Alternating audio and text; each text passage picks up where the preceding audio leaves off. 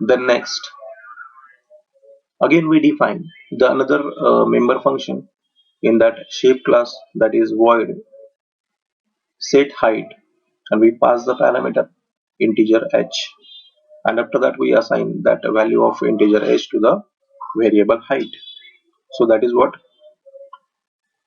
the member data member. After that we define here protected, so integer width and integer height, these are the two data data variables. Those are integer type of variable, and those only protected data type of variable.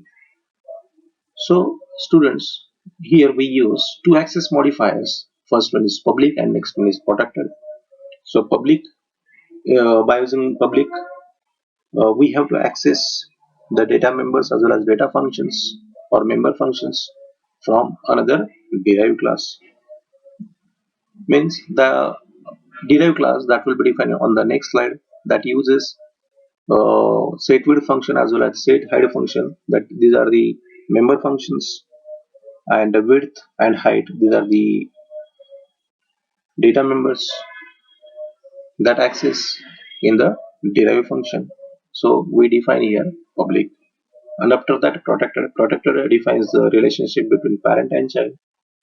So here the derived class and the base class. So derived class can access the width as well as height from that base class. Students, here is the derived class. So as per our discussion, we define already the base class, that is shape, and class is what, rectangle, so public shape. So from that we have to access all the properties from the public shape base class. So here we define the next member function for that class rectangle, that is int get area, and when we execute that get area, at that time we required width as well as height. We multiply both and return the value. That's it. So here that get area function is defined publicly in that class rectangle. So that is what the derived class. So that derived class can access the properties of the base class, which will be already defined in the last slide. So refer that slide again. After that, that is what the main function, and in that we use or we define the object of that rectangle class, that is rect, and then next we passes the parameter set width, in those are defined in the set width and set height. Those are the functions that will be defined already in the base class. So we pass width 5 and height is what, 7. So we refer the properties of or access the properties in that main function, or passes the parameter 5 and 7 to set width and set height to the base class, and we calculate the total area.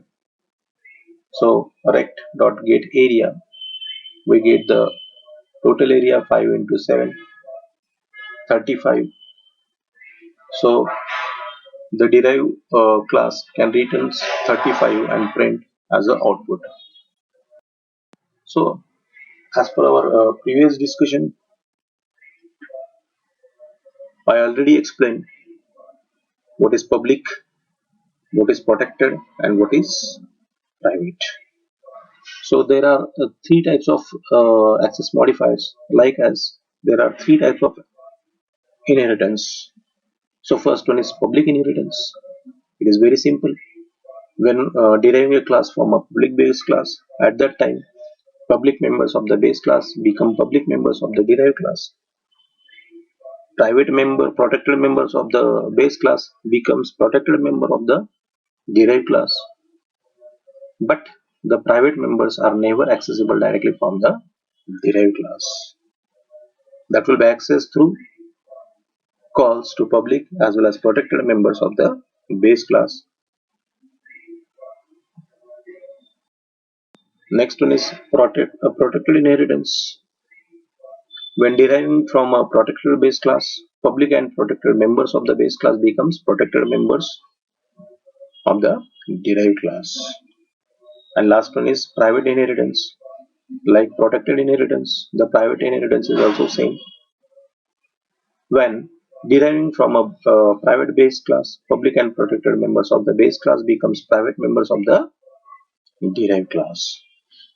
So